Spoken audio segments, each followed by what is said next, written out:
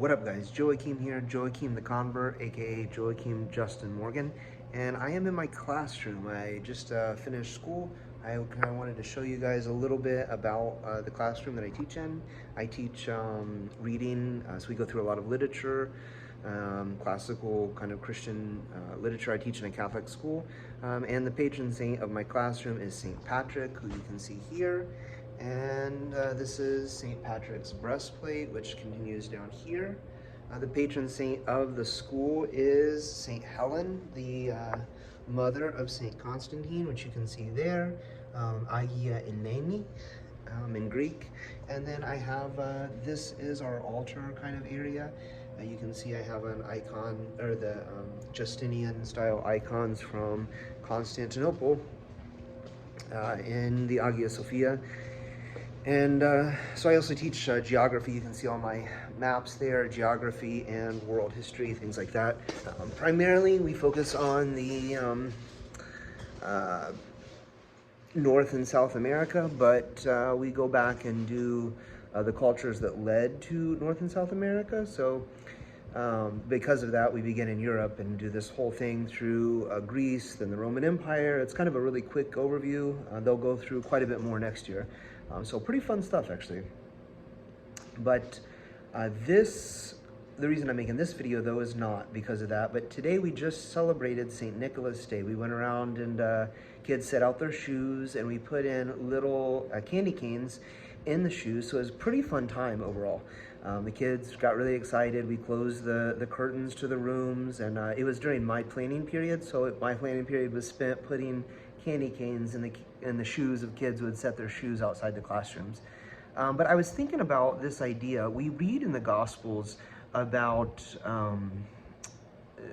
John the Baptist. It says that he comes in the spirit of Elijah. And Christ says, if you can believe it, that he is John the Baptist in this way.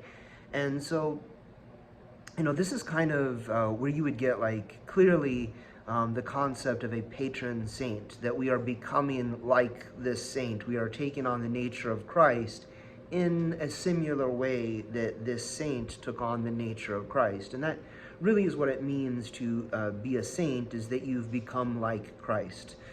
So, you know, that's kind of the goal of every Christian. And these saints, they help those of us who are not saints to grasp onto these things. So in the case of like Saint Elijah the prophet, you know, he had similarities in the case of John the Baptist, he had similarities to Elijah the prophet. You know, they're both in the wilderness. You know, it's a very good example of that. But in the case of us today and St. Nicholas, as we celebrate St. Nicholas Day, I think that this is also true. When we give gifts to one another, my kids, you know, I didn't go into this so much, but we had a lot of discussion about St. Nicholas over the past few days. And, you know, a lot of my kids are in 5th grade, so they're 10 years old, and they're starting to have these ideas like, well, this isn't real. And, you know, then they have me as a teacher, and I'm like, well, what is real? What does it mean to be real? How do we understand the mystical nature of the church and the working of the saints? And I probably make it even more confusing. But in this way, I talked in my last video about how, yes, I do actually believe that St. Nicholas is real. But you know, he's still working in our lives. Even to say that he visits us or that he participates in the life of the church, even that, yes, I still believe that.